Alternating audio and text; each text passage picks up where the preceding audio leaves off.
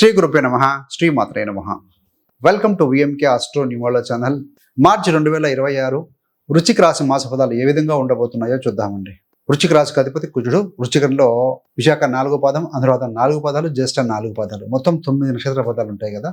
So వీరందరికీ కూడా step by స్టెప్గా విద్యార్థులకి, ఉద్యోగస్తులకి, వ్యాపారంలో ఉన్నవారికి, స్త్రీలకి, సో ఈ యొక్క పెద్దవారికి ధన సంబంధమైన విషయాలు, ప్రాపర్టీ సంబంధమైన విషయాలు, ఇన్వెస్ట్మెంట్ అండ్ చివరిగా రెమెడీస్, ఇవన్నీ కూడా చక్కగా డిస్కస్ చేసుకుందామండి. చివరి దాకా చూడగలరు, నచ్చితే లైక్ చేయగలరు, 10 మంది బంధుమిత్రులకు షేర్ చేయగలరు. వృశ్చికం అధిపతి కుజుడు. మీకు అర్ధాష్టమ శని కానీ, అష్టమ శని కానీ, ఏలినాడు శని కానీ ఇవన్నీ ఏమీ లేవండి. So it's clear. మనం చెప్పబోయే ఫలితాలన్నీ కూడా ముఖ్యంగా ఇది చంద్ర రాశి ఆధారంగా చెప్పేటువంటి ఫలితాలు. ప్రతి ఒక్కరికి వారి వ్యక్తిగత ఫలితాలు ఉంటాయి. అంటే ఏంటంటే వారి జన్మ కుండలి దశా భుక్తి ఆధారంగా మారుతూ ఉంటాయండి.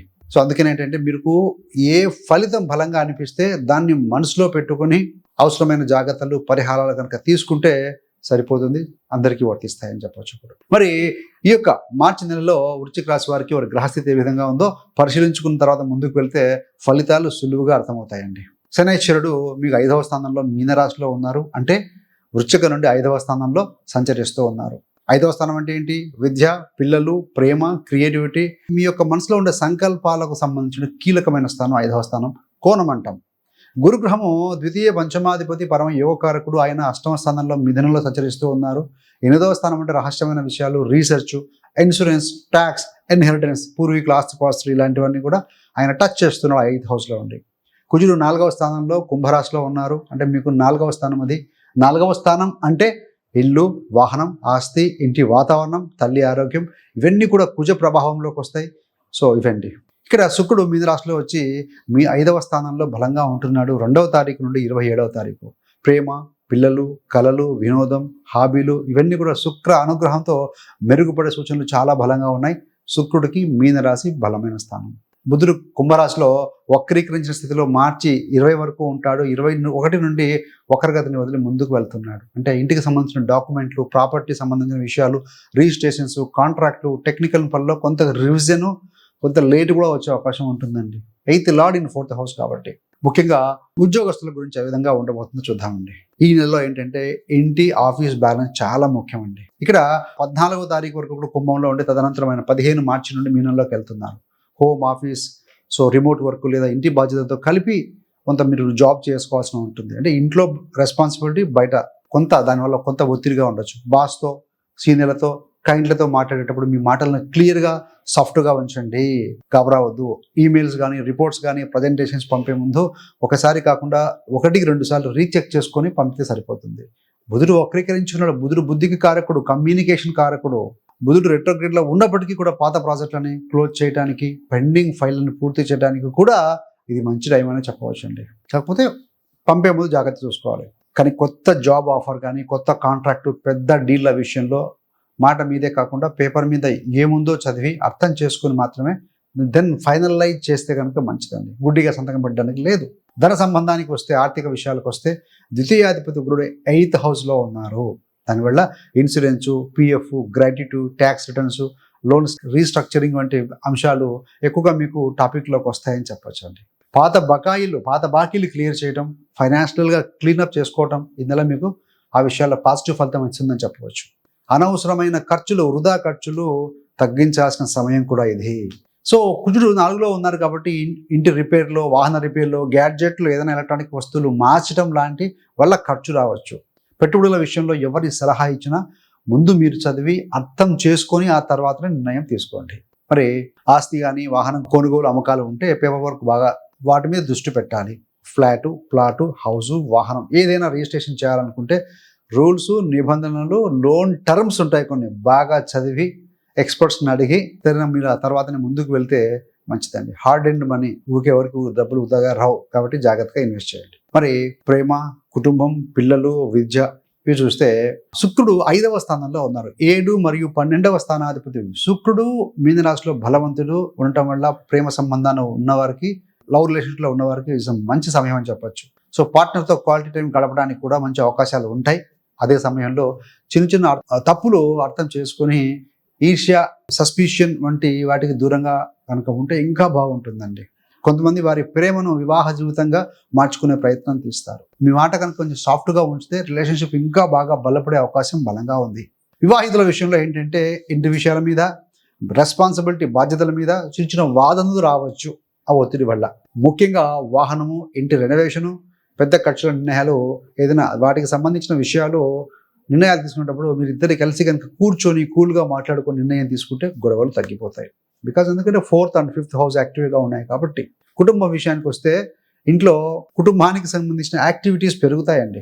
ఫర్నిచర్ మార్చాలి, ఇంటిని మళ్ళీ సెటప్ చేయాలి, ఏదైనా చిన్న మీకు ఇంట్లో పూదోట ఉంటుంది పెట్టాలి, లేకుంటే పూలు ఫ్లవరింగ్, వంటగదిని మార్చుకోవాలి, ఇలా చిన్న చిన్న మార్పులపై మీరు ఫోకస్ చేసే అవకాశం ఉంటుందండి.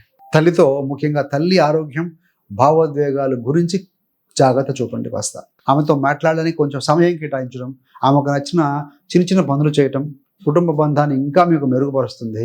4th హౌస్ అంటే ఫ్యామిలీ హ్యాపీనెస్ ఆల్సో. మరి స్టూడెంట్స్ విషయంలో ఏంటంటే శని 5వ స్థానంలో ఉండటం వల్ల క్రమంగా చదివేవాడే గెలుస్తాడు అన్న స్థితి ఉంటుంది.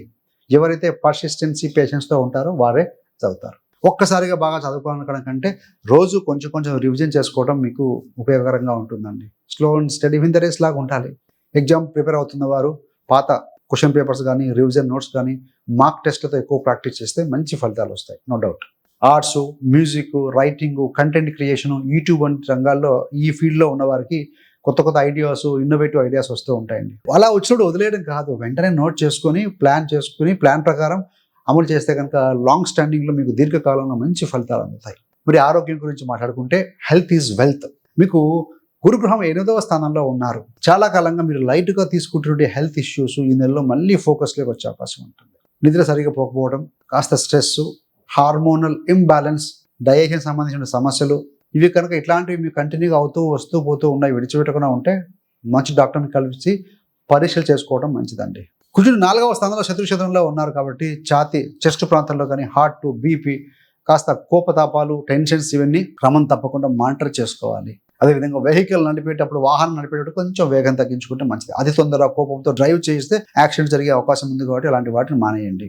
మెంటల్ హెల్త్ విషయంలో చూస్తే మానసిక ఆరోగ్యం, ప్రతిరోజు 10 నుంచి 15 నిమిషాలు ప్రాణాయామము, ధ్యానము, నడక లేదా ఏదైనా ఆధ్యాత్మికంగా భక్తి లేదా సంగీతం ఇటువంటి పనులు కేటాయిస్తూ ఉంటే మనసు లైట్గా ఉంటుంది. అప్పుడు శారీరకంగా మానసికంగా బ్యాలెన్స్డ్గా ఉంటారు కాబట్టి మీరు తీసుకునే నిర్ణయాలు చాలా బాగుంటాయి. రాత్రిపూట లేట్గా నిద్రపోవడం, స్క్రీన్ టైమ్స్ ఎక్కువగా చూడటం వంటి వాటిని తగ్గిస్తే మీ నిద్ర స్లీప్ క్వాలిటీ కూడా పెరుగుతుందండి. మరి పెద్దవాళ్ళ కోసం ఏంటంటే ఈ నెలలో పెద్దలకి పిల్లలు, మనవాళ్ళతో కొంచెం గడిపే సమయం, అవకాశం పెరుగుతుందండి. మీరు కనుక ఇంట్లో వాళ్ళని కలుపుకొని మాట్లాడితే వాళ్ళ ఒంటరితనం తగ్గిపోతుంది, మనసు కూడా హ్యాపీగా ఉంటుంది, పాజిటివ్ అట్మాస్ఫియర్ ఇంట్లో డెవలప్ అవుతుంది.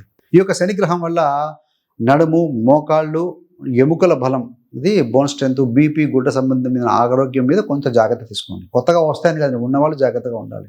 డాక్టర్ చెప్పిన మందులు రెగ్యులర్గా వేసుకోవటం, చిన్న చిన్న పట్టుకొని కూర్చోకుండా ముందుకు వెళ్తే మంచిది.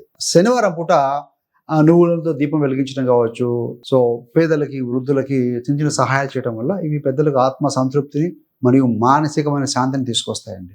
గతంలో జరిగిన చిన్న చిన్న కోపతాపాలు, బాధలు వదిలేయాలని ప్రయత్నిస్తే హార్ట్ అంటే మనకు హృదయం అనేది చాలా లైట్గా ఉంటుంది. లేదంటే వారి యొక్క బరువును మనం మోస్తున్నట్టుగానే ఉంటుందండి. మహిళల కోసం చూస్తే ఈ నెలలో మార్చి మాసంలో వృశ్చిక రాశి వారికి సంబంధించి ప్రేమ, కుటుంబం, పిల్లల భవిష్యత్తు, ఇంటి భద్రత ఇవన్నీ మీ మనసులో ఎక్కువగా తిరుగుతూ ఉంటాయండి. ఇంటిని ప్లాన్ చేయటం, డెకరేట్ చేసుకోవటం, కుటుంబాన్ని సెట్ చేయటం వంటి పనుల్లో మీరు ముందుండి వాటి గురించి ఆలోచిస్తూ ముందు నడిపిస్తూ ఉంటారు. అటు పని, ఇటు ఇల్లు రెండింటిని బ్యాలెన్స్ చేస్తూ మీరు వెళ్తున్నప్పుడు మానసికంగా, శారీరకంగా అలసట ఉంటుంది కాబట్టి అప్పుడు మీకోసం మీరంటూ కొంత టైం కేటాయించుకోవాలి. వీనస్ ఈజ్ గుడ్, బలంగా ఉన్నారు కానీ స్త్రీలకు బాగుంటుంది, కానీ స్ట్రెయిన్ అవ్వకుండా కొంచెం చూసుకోవాలి. వారానికి కనీసం 3 to 4 days మనకు నా టైం నా కోసం అని పెట్టుకొని యోగా కానీ, వాకింగ్ కానీ, పార్క్లో వెళ్ళండి, ఓపెన్గా టైం స్పెండ్ చేయడం, పుస్తకం చదవడం, కొంత సంగీతం వినటం, టైం లేకపోతే ఇలాంటి చిన్న చిన్న హాబీస్ మీద మీరు డైవర్ట్ చేసుకుంటే పాజిటివ్ హార్మోన్స్ అంటే స్ట్రెస్ హార్మోన్స్ రిలీజ్ అయ్యి హ్యాపీ హార్మోన్స్ రిలీజ్ అవుతాయండి. ఏదైనా దేవాలయ సందర్శన కానీ, సత్సంగాలు చేసుకోవడం, ఇవి కూడా లేడీస్కి చాలా మెంటల్ సపోర్ట్ని ఇస్తాయి. అదేవిధంగా ఆత్మశక్తి, సెల్ఫ్ కాన్ఫిడెన్స్ మరియు శాంతి, ధైర్యాన్ని పెంచుతుందని చెప్పవచ్చు అండి. మరి అష్టమ లాభాధిపతి బుధుడు వక్రీకరించి ఉన్నారు 21వ తారీఖు వరకు కూడా. ఆయన సడన్ థింగ్స్ 8th హౌస్ అంటే కాబట్టి ఓం బుధాయ నమః, లేకుంటే మీరు నవగ్రహ స్తోత్రాలు, బీజమంత్రం చదవటము అలా చేసుకుంటూ ఉంటే, వీలైతే కనుక గ్రీన్ కలర్డ్ సంబంధించినటువంటి పెసలు నానబెట్టి ఆవుకు తినిపించడం కావచ్చు, లేదంటే గోశాలకు వెళ్ళి రోజు కానీ లేదా కనీసము మనకి మీరు బుధవారం రోజైనా ఈ యొక్క స్పినాచ్ పాలకూర ఆకుపచ్చిన ఆకుకూరలు సో ఆవుకు తినిపించడం వల్ల కాస్త పాజిటివ్గా ఉంటుందని బాగుంటుంది. సో ఈ యొక్క కుజ శాంతి కోసం ఏంటంటే మంగళవారం పూటన సుబ్రహ్మణ్య స్వామి ఆరాధన, సో లేదంటే మీకు సుబ్రహ్మణ్య స్వామి ఆలయం దగ్గర లేకుండా హనుమాన్ టెంపుల్ దర్శించడం, సుందరకాండ పారాయణం చేసుకుంటూ ఉంటే చాలా బాగుంటుంది. రిక్వెస్ట్ ఏంటంటే వాహనంలో అతివేగము డ్రైవింగ్ తగ్గించండి. ఇంట్లో అనవసరమైన వాదనలు ఈగో క్లాషెస్ తగ్గించే ప్రయత్నం కూడా కుజ పరిహారంలో భాగమే కాబట్టి సో అది చేసుకుంటే బాగుంటుంది. సో థ్యాంక్స్ ఫర్ వాచింగ్ అండి.